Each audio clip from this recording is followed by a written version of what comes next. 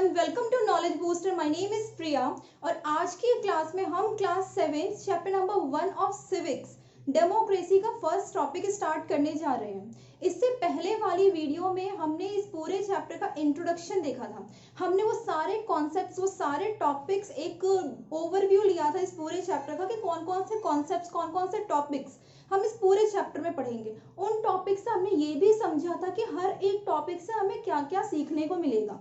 अगर आपने ये चैप्टर का इंट्रोडक्शन नहीं देखा है तो प्लीज आप जाके एक बार उसे चेक कीजिए ताकि आपको एक पूरा इंट्रोडक्शन, पूरे चैप्टर का ओवरव्यू पता चल जाए।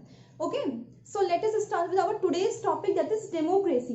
अच्छा, अगर कोई आपसे ये पूछे कि डेमोक्रेसी को हम हिंदी में क्या बोलते हैं, ओके, तो डेमोक्रेसी को हिंदी में क्या बोलते हैं? लोकतंत्र। ठीक है, लोकतंत्र। दूसरी बात ये कि जो डेमोक्रेसी है वो किस वर्ड से ओरिजिनेट हुआ, तो डेमोक्रेसी जो है वो ग्रीक वर्ड से आया है, डेमो एंड क्रेटोस।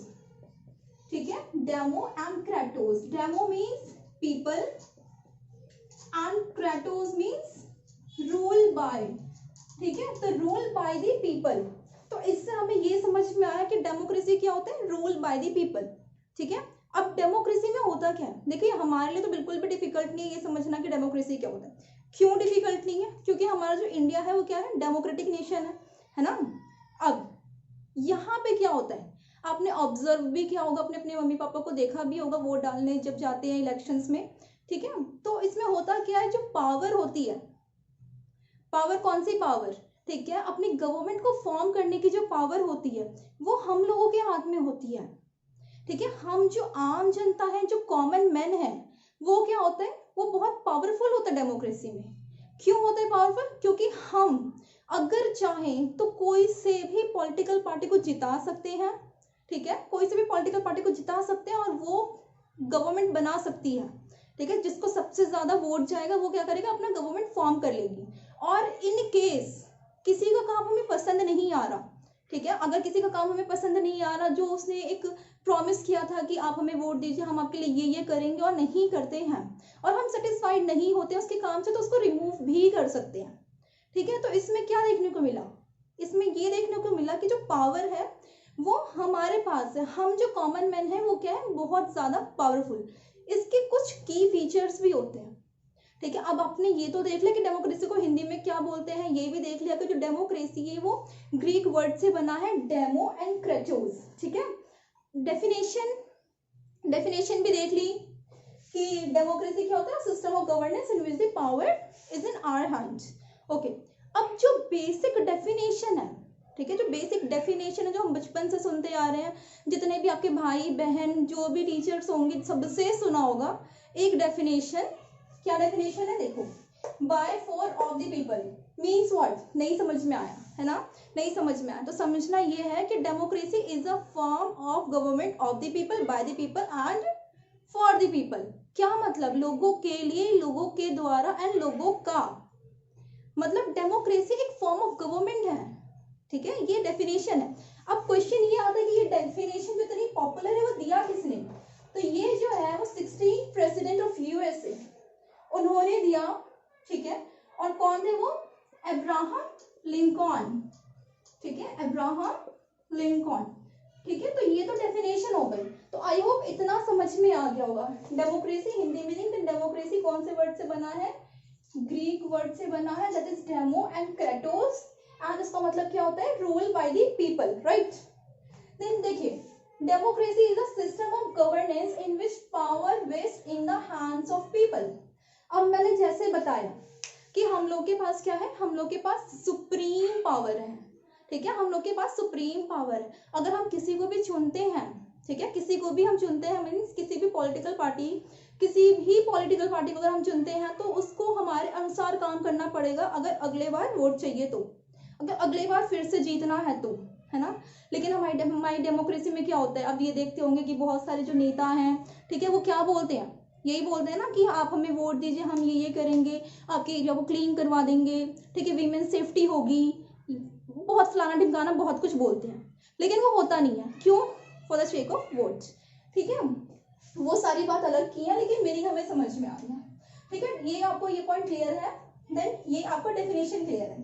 अब देखिए की features, in democracy people are all supreme and sovereign. देखिए सुप्रीम इज सबसे ऊंचा, सोवरेन मीन्स हायर अथॉरिटी, मतलब हम टॉप पे हैं।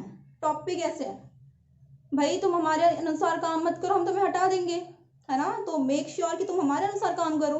अगर तुमने हमारे अकॉर्डिंग काम नहीं किया, तुमने किसने, पॉलिटिकल पार्टी ने, जिसको हमने गवर्नमेंट बनाया है वोट देके, अगर उसने हमारे अनुसार काम नहीं किया, हमने हटा दिया, तो हम क्या हो गए, हम सुप्रीम हो गए, हम क्या हो गए, हम सोवरेन हो गए, राइट।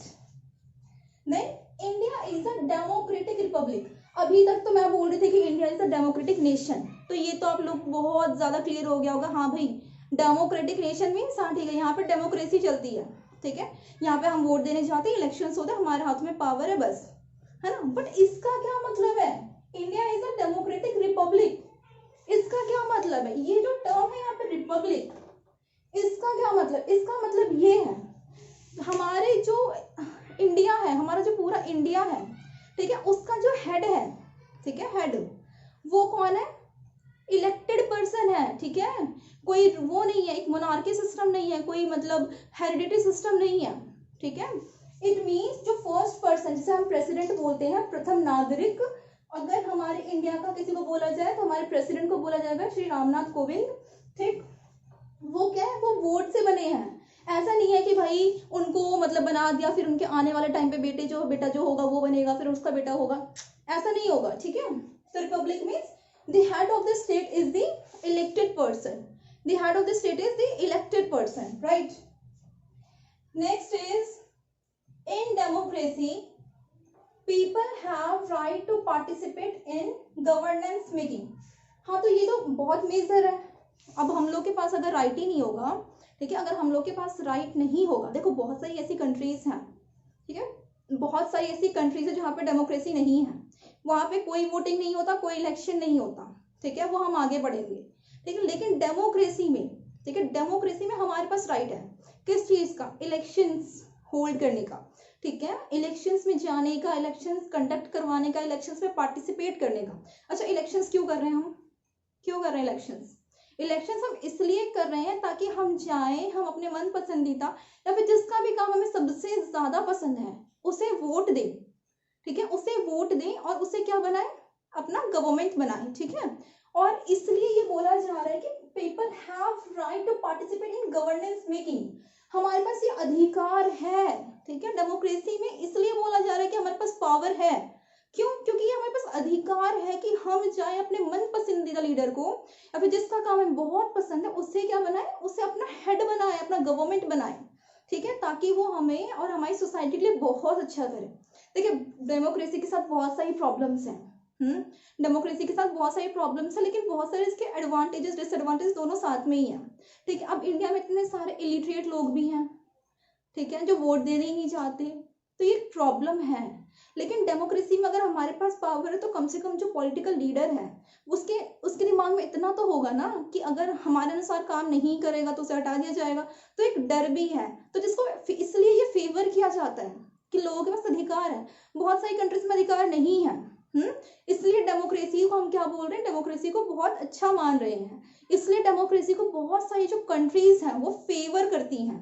अब आई होप इतना समझ में आ गया होगा। नेक्स्ट इज, देखो ये टर्म जो है बहुत इंपॉर्टेंट है, ठीक है, ये टर्म नया होगा आप लोग के लिए, लेकिन ये टर्म बहुत इंपॉर्टेंट है। क्या, यूनिवर्सल एडल्ट सफरेज और फ्रेंचाइज, क्या मतलब, इसका सीधा सिंपल मतलब बस इतना सा ही है, जो भी 18 साल से ऊपर है, ठीक है, अबव द ईयर ऑफ 18, ठीक है, अबव द एज ऑफ 18, ठीक है, जो भी 18 साल से ऊपर है उसके पास वोटिंग का हक है, लेकिन जो 18 साल से नीचे है उसके पास हक नहीं है, ठीक है। अभी तुम सोचो कि हम 7th क्लास में हम क्यों नहीं वोट देने जा रहे, नहीं अभी इतनी समझ नहीं है तुम लोगों में, है ना, अभी कैसे चले जाओगे वोट देने, हाँ, तो जब तुम बड़े हो जाओगे फिर जाना वोट देने, तब तुम्हें समझ में आएगा कि कौन सी पॉलिटिकल पार्टी हमारे लिए बढ़िया है, ठीक। तो जब 18 साल से ऊपर, universal adult franchise means anyone above the age of 18 years can participate in the elections, ठीक है, इलेक्शंस। अच्छा तुमने अपने घर पे देखा होगा जब मम्मी पापा इलेक्शन में जाते हैं, वोट देने जाते हैं, तो उनके जो ये जो फिंगर है, ठीक है, ये फिंगर, इस फिंगर में क्या होता है, मार्क होता है, इंडेक्स फिंगर में क्या होता है, मार्क होता है, ऐसे ब्लैक मार्कर से यहाँ पे मार्क होता है। क्यों होता है, क्यों होता है, पता है तो बताना कमेंट सेक्शन में, ठीक है, बताना। और ठीक है, अब ये सारा हो गया। अब एक और पॉइंट हमारा रहता है क्या, जो डेमोक्रेसी है, ठीक है, अब इतनी ही बात कर रहे हैं हम डेमोक्रेसी के बारे में, तो एक चीज और, डेमोक्रेसी में ये होता है, देखो, वन वोट वन वैल्यू। अब इसका क्या मतलब है, वन वोट वन वैल्यू, ये बहुत ही ज्यादा इंपॉर्टेंट है, ठीक है, बहुत ही ज्यादा इंपॉर्टेंट है। क्यों, क्यों मतलब देखो, डेमोक्रेसी में चाहे वो लड़का हो, चाहे वो लड़की हो, चाहे वो बूढ़ा हो, जो भी 18 साल से ऊपर, किसी भी कलर का हो, किसी भी कास्ट का हो, किसी भी कम्युनिटी से बिलोंग करता हो, ट्राइबल हो, एससी हो, एसटी हो, मीन्स कुछ भी हो, उसके पास वोटिंग राइट तो है ही, ठीक है, वोटिंग राइट तो है ही, लेकिन उसका जो वोट है वो वन कंसिडर किया जाएगा, ठीक है, वन कंसिडर किया जाएगा। क्या कहने का मतलब, अगर मैंने वोट दिया तो मेरा जो वोट होगा वो भी वन वोट कंसिडर किया जाएगा, और अगर कोई शेड्यूल्ड कास्ट, एससी, एसटी, दलित या फिर जो भी है, उन्होंने भी वोट दिया तो वो भी वन ही काउंट होगा, कोई पार्शियलिटी नहीं है।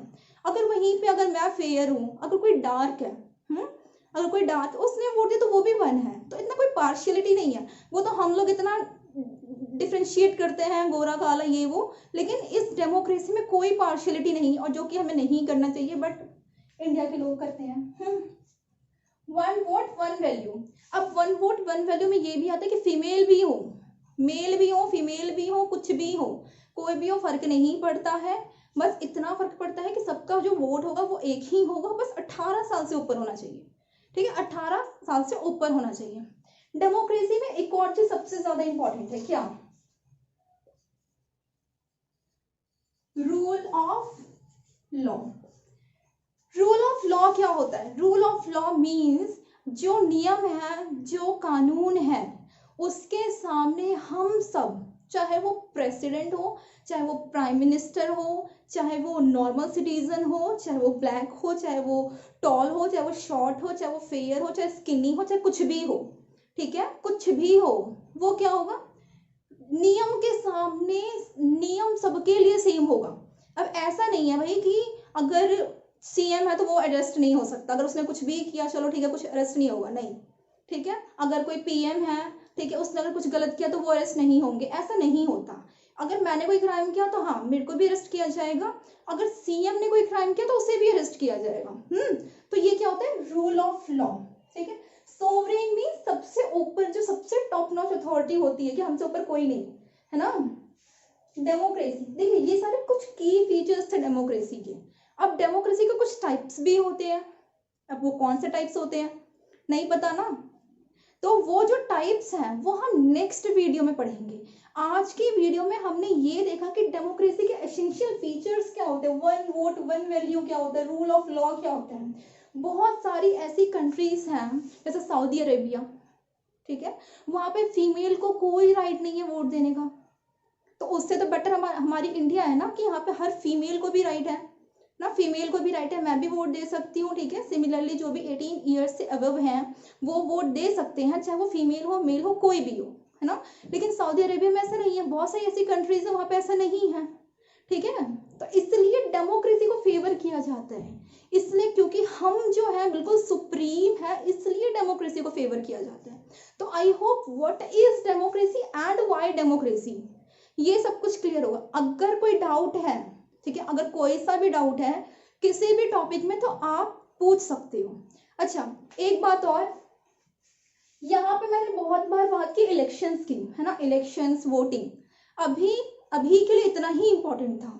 अब इसके बाद क्या पढ़ना है, ये सारे पूरा जो इलेक्शन का प्रोसेस है कि कैसे इलेक्शंस होते हैं, कैसे वोट देते हैं, सीक्रेट, ठीक है, सीक्रेट बैलेट क्या होता है, कहाँ पे वोटिंग देते हैं, क्या पूरा प्रोसीजर होता है, कौन कौन सी पॉलिटिकल पार्टीज होते हैं, क्या काम होता है, ये सारी चीज हमें नेक्स्ट चैप्टर में पढ़नी है डिटेल में, ठीक है। तो अभी के लिए आई होप ये जो टॉपिक था आज का, व्हाट इज डेमोक्रेसी, ये क्लियर हो गया होगा। ओके, फिर नेक्स्ट वीडियो में हम मिलते हैं अपने नेक्स्ट टॉपिक के साथ, that is types of democracy. I hope this video was useful, I hope आज के जितने भी कॉन्सेप्ट हैं वो क्लियर हो गए। अगर कोई भी क्वेरी है, कोई भी डाउट है तो नीचे कमेंट बॉक्स में पूछ लेना। Thank you so much for watching.